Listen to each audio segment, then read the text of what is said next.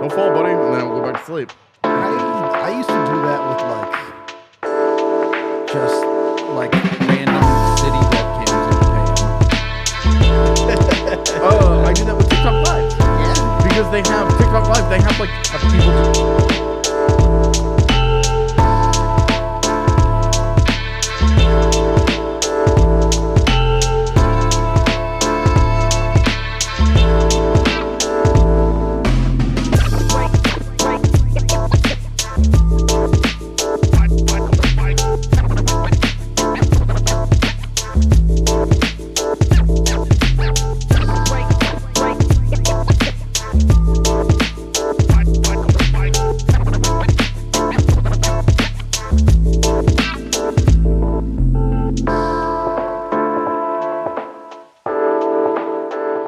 All of this. Welcome into the DNVR Avalanche podcast. Is this working?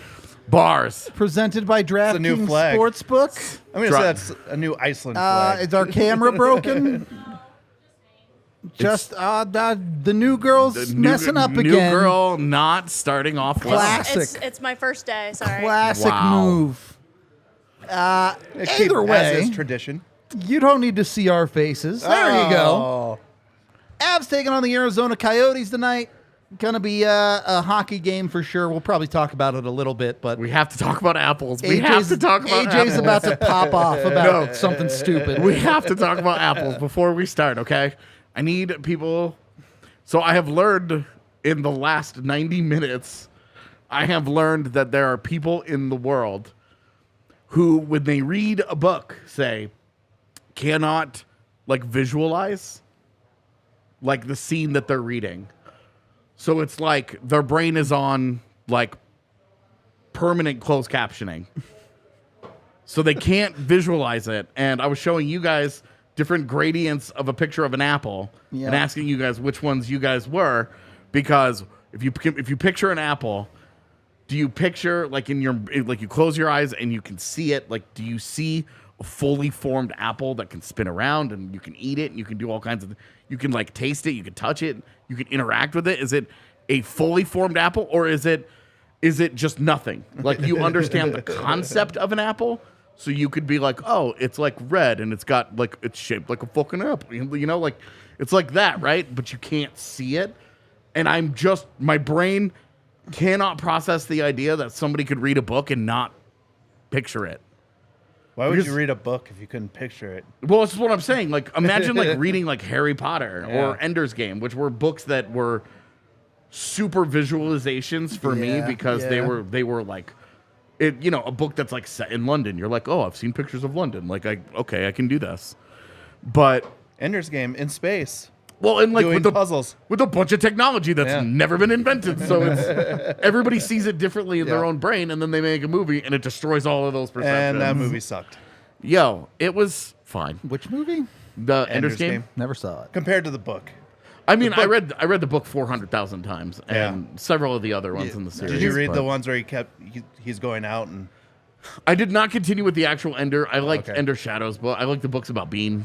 I thought those were really interesting, so I stuck with those. But anyway, so yeah, see, this is so interesting. We have somebody in our chat that understands. Yeah, so when we say picture an apple, does the word apple just come up in your brain? Yeah. Got it. Yeah, that broke my brain. I'd never thought about it. I mean, Rudo mentioned it to me earlier, the same kind of conversation about an internal monologue. Yeah, the reverse is you don't talk to yourself in your head. Yeah, you don't have a conversation with your head at all times of the day. Which is insane to me. You don't have conversations in your head about the way you're interacting with the world around you every second of every day. So someone that doesn't have self-reflection? I mean, I don't know, man. I mean, are you saying ghosts don't have inner monologues? So I would just a quick shout out to Allison, who broke my brain with that information on my way into the bar tonight. Yeah, that's wild. Yeah, broke my brain. Beyond that, We can talk about hockey now. I hope the goaltenders in this game can picture themselves stopping pucks. Yeah, I wanted to talk about Vejmelka. I know he's not in net tonight for Arizona, but can we just spend a few minutes on how incredible it is that Arizona seems to have done it again. Just making goaltenders. Like, you go back a decade and you can look at the goalies that have kind of cycled in there and have come out better for it. You know, you have like a Mike Smith, who arguably his best days were there. That dude's career was like on life support. Yeah, well, and like he always had like kind of a, but his brightest spotlight was when he took them to the 2012 Western Conference Finals. And you know, you have guys like Mike Smith. They helped both Kemper Devin and Dubnyk Ranta too, and Darcy Kemper and Antti Ranta. Like, helped all of those guys to kind of get to a different. Yep. You know, Ranta I think was more of a disappointment because they invested so heavily in him. The thing is, when he was healthy, he was super good. That was like, well, and that's been the story of his career. So that wasn't so much an Arizona thing. Whereas you That's look fair. at like Kemper was like dead in the water. Got to Arizona, was great for a couple of years, wins the Stanley Cup, and now who cares what he's doing? Yeah. It's So I just think it's really it's not the goalie coach. It's not the goalie coach. It's not the front office. It's none of those things because in that period of time they've cycled through multiple coaches, multiple philosophies. Is it just luck? I mean, at some point, are you just like they've just got the gift? Like they can't get a franchise center, but goalies to save the light. You know, the Dylan Strome, huge mistake. It's the dry heat. That I like. I hate you so much. Is Dylan Strome a big mistake? Yes. Did they also F that development up horribly? Also, yes. Yeah. I mean, I think they didn't do him any favors, but also But he was never going to live up to 3. Yeah. Well, and you're talking about an all-time great draft, Right? And you remember at the time, Dylan Strome Right. was like 2 points per game in the OHL. Right. Like But everybody was like, this guy's sup- going to be incredible. Super hard not to pick that guy. Certainly top 5 at the time. Totally. And like Noah Hannafin was like the big cheese as a defender, and he's arguably the 3rd best defenseman that came out of that top 10. Yep. So I mean, it's crazy. That draft was also. I mean, like, that's Arizona's problem, though, right? You St. Barrett Hayton 5th, like, and that one was more of a reach. That was self-inflicted. I get that's more on them than a just situational, but Arizona has both been very unlucky and struggled with their high-end picks. I mean, the moment that they made the Barrett Hayton pick, a lot of us were like, that's a bad pick. Mm-hmm. I mean, we also said the same thing about Mo Sider, too, and he's been fine, but... I don't know that I said it was bad. I said it was wild. It was wild. Well, and year 2 has not gone the way that year That's 1 did, very where you're true. like, oh. Anyway, I just think it's a testament to something in the fucking magic of that organization, which is why I had Vejmelka and Voodoo kind of tied together as topics, because I think Arizona as a franchise is genuinely fascinating to get into because they're finding goaltenders. You know, and a year ago, they had Karel Vejmelka and the backup that's in Dallas now. Yeah, I can't remember. Oh, my God. I'm just drawing Scott Wedgwood. As they're like, that's their 1-2, baby. Like, they're going in, and you're like, this is the worst tandem ever. They trade Scott Wedgwood for, like, a draft pick or something. They get something out of it. And Karel Vejmelka, they signed to a multi-year deal, and watch him take off. The dude regularly stands got on his head. better. Yeah. And then, funny enough, like, it all kind of breaks their way in preseason where they get Connor Ingram, who's tonight's starter, and a guy that has had some hype on him, has had people kind of been waiting, and was good in that postseason series against the Avalanche. Not good enough, but had a good game or two. You're talking Played like well. he had like a 913 save percentage in that series, yeah. where you're like, his biggest mistake was passing the puck to Nazem Kadri. But like, you weren't watching that series like, oh my God, this is the man. because you're like, I mean, we all agreed that like during that series, UC Saros would have been important, but it might have changed it from a sweep to a 4-1 at best. It didn't compared to the Jake Ottinger playoff performance that year. Totally. Totally. Blaze, do you have any goalies in the family? You got so many hockey players in your extended family. No goalies. Not one. My kid played goalie for a little bit, and then I talked him out of it. Probably a wise decision. Is that like a family like ethos? Like, is that just family goalies. rules? Like we're gonna find out. Like, welcome to the family. Here's you the got rules. like a tattoo like right here. It's like no goalies. I mean, you grew up in developmental hockey. You played at a pretty high level. What's that like for a goalie behind you to try and rise up the ranks like that? Do you guys even talk to him, or is he just in his own little world back there? I mean, goalies are a special breed, by the way. I mean, I know. everyone that I've met, they're awesome, but they're a different breed of character when you're talking about hockey players. That's a tricky situation. I really don't know the developmental needs of a goaltender. That's why they have goalie coaches and psychologists. I'm convinced and no one knows the developmental needs of a Well, goaltender. think about how hot and cold goalies are throughout the years. Yeah. Good goalies have hot and cold streaks. Right now, Connor Ingram is in a cold streak. We talk about goalies like they're aliens, right? But really, are they any different from other from skaters who go through hot and cold streaks? But the difference is that a skater on a cold streak can play on the third line, and a goalie on a cold streak just has to keep giving up goals. Starter. Just keeps watching pucks whiz by him. There's no place to hide. Yeah, that's true. And I think that's because we talk about them they are from another planet, and personality wise, fuck yeah, they are. A bunch of weirdos, man. But when it comes to the consistency, I really don't think they're that different from skaters. They're just on an island. Yeah. You can't. That's fair. You can't shift that guy out and just be like, oh well, he doesn't have it tonight. This is the future of goaltending. I'm telling you, goaltender line changes are coming to the. We're gonna no way. No need for a fourth line. Those will all be goalies. Yeah. And you can just shift in 5 goalies into a game at any given But time. you can't go across the red line. This is deep level analytics. You figure out which side guys on each line prefer to shoot on. Yeah. And you swap Oh the my lefty God. glove or the righty glove. Based on face-offs. Yeah. Different goalie every single face-off based on the line. Slow the game down. Line so matching, bad. baby. Let's go. If you want to make the game as slow as the end of the NBA games are, that's how you do it. By the way. Oh, give a coach 5 timeouts. Yeah. Oh, Watch how the game changes. I watched the end of that Nuggets game, which was amazing, by the way. The Christmas Day Nuggets game, the end of it was awesome. But the last 2 minutes, there are 4 timeouts in the last 2 minutes of regulation of that NBA game, man. I've learned to There appreciate was- it now. There was so much shouting in our house. Enrique and I were shouting so many not nice things at multiple Nuggets players. And then Aaron Gordon caught a body, and it was all good. I just can't. I can't do it. I can't do the downtime in It the is NBA. it is tough, man. And- It really is I think it is a problem with the game, but sucks for them. Yeah. Anyway, not a conversation for a different show on a different day.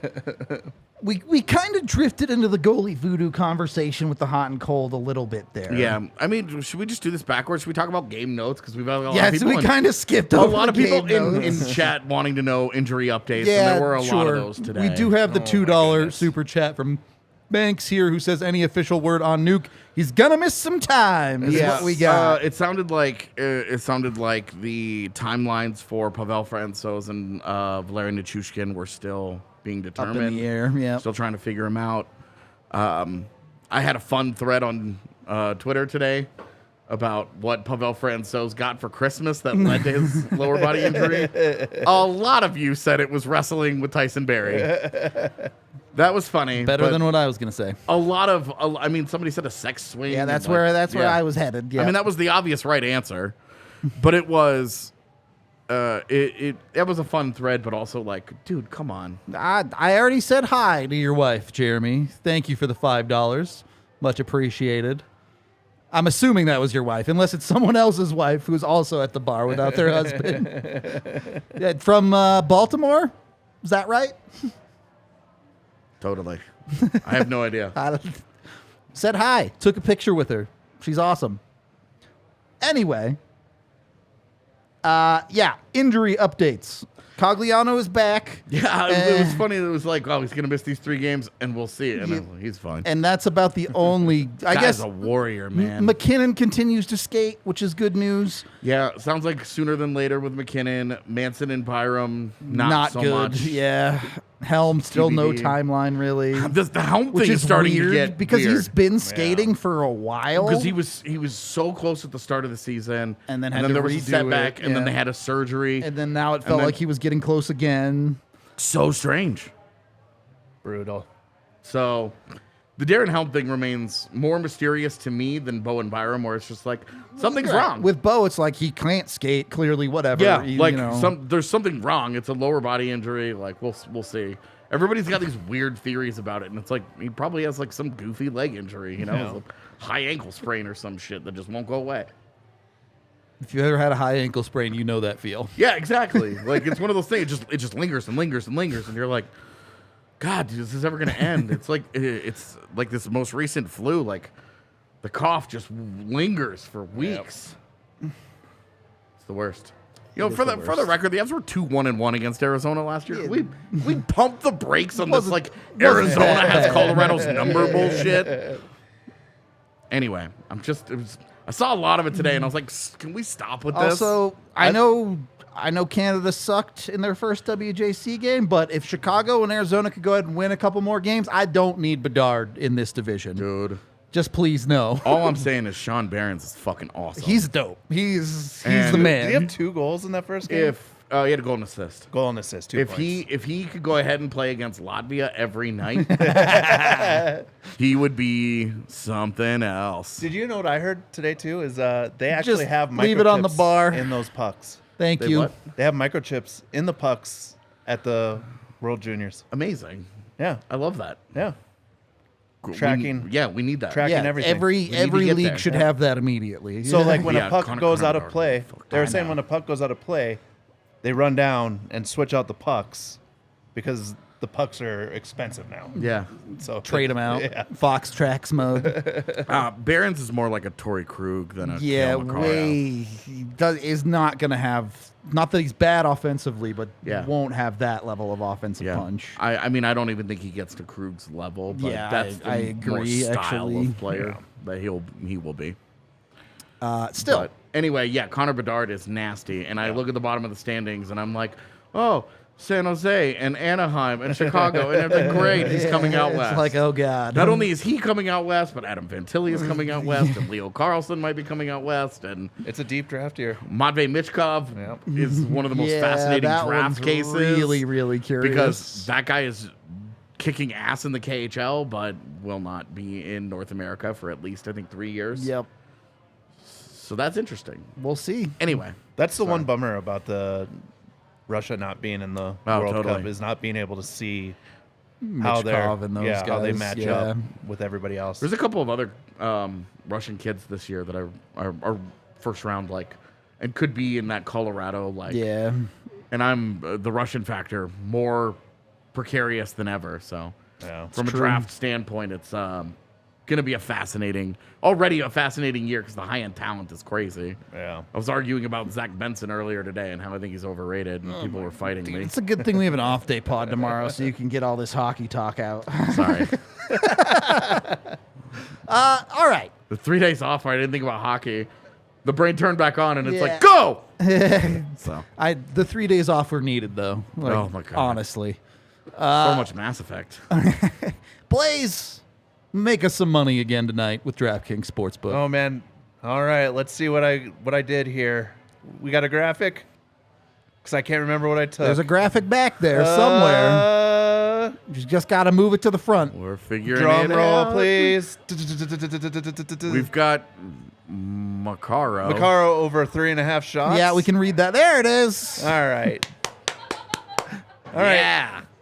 Since the Avs have just been pumping shots at net, They have been dominating. Did you say I'm pumping? pumping. Okay. What'd you think I said? I didn't know. That's why I Okay. wanted to double check. Anyways, Ingram with over 29.5 saves. How you guys feel about that one? Minus 125 My only fear with that one is he lets 7 past him. and gets pulled. Yeah. I don't have any. I don't think the Avs are blowing out the Coyotes. I feel like 3-1, 4-1 type of game tonight, to be honest with you. But All right. All right.